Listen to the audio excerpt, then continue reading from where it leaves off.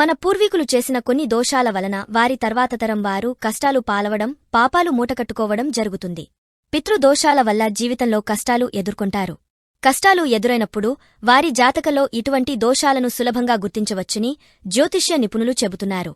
ఒక వ్యక్తి జీవితంలో దోషాలు ఉన్నప్పుడు వివిధ రకాలుగా సమస్యలను ఎదుర్కొంటారని నిపుణులు హెచ్చరిస్తున్నారు.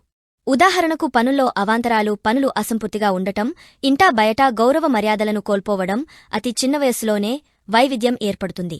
కుటుంబంలో కలహాలు, మానసిక ఆందోళనలు ఎదుర్కొంటారు. పిల్లల వల్ల సమస్యలు, పిల్లలు పుట్టకపోవడం వంటి సవాళ్లను ఎదుర్కొంటారని నిపుణులు చెబుతున్నారు. ప్రతి కుటుంబంలో సభ్యులు తమ జీవితంలో రుణం తీర్చుకోవాలి. అప్పుడే చనిపోయిన మన పెద్దల నుండి పూర్తి ఆశీస్సులు పొందుతారని, ముక్తి, మోక్షం లభిస్తుందని అంటారు.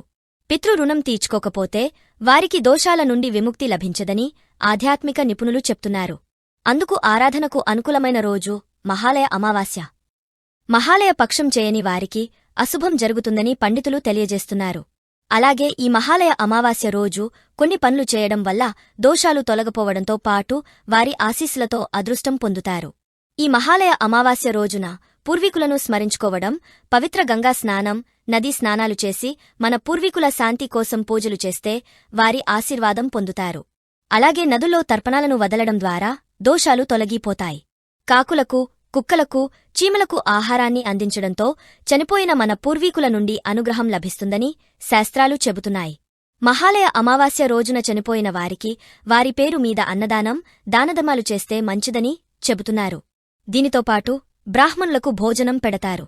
ఇలా వడ్డించే ఆహారం నేరుగా చనిపోయిన మన పూర్వీకులకు అందుతుందని చాలామంది నమ్మకం. మహాలయ అమావాస్యను సర్వపితృ అమావాస్య అని కూడా పలుస్తారు. ఈ రోజును చనిపోయిన వారికోసమనే కేటాయిస్తారు.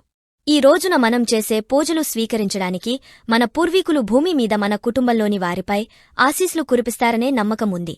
అమావాస్య రోజు ఎవరైతే వారి కుటుంబంలో చనిపోయినవారి పితృదేవళ్లను గుర్తు చేసుకుని పిండప్రదానం, తర్పణాలను వదులుతారో వారికి పితృదేవతల ఆశీస్సులు మెండుగా ఉంటాయని చెబుతారు. మహాలయ అమావాస్య రోజున పితృదేవతల ఆత్మశాంతి కోసం వారికి నచ్చిన విధంగా పూజలు తర్పణాలు చేయడం ద్వారా దోషాలు శాపాలు తొలగిపోతాయి.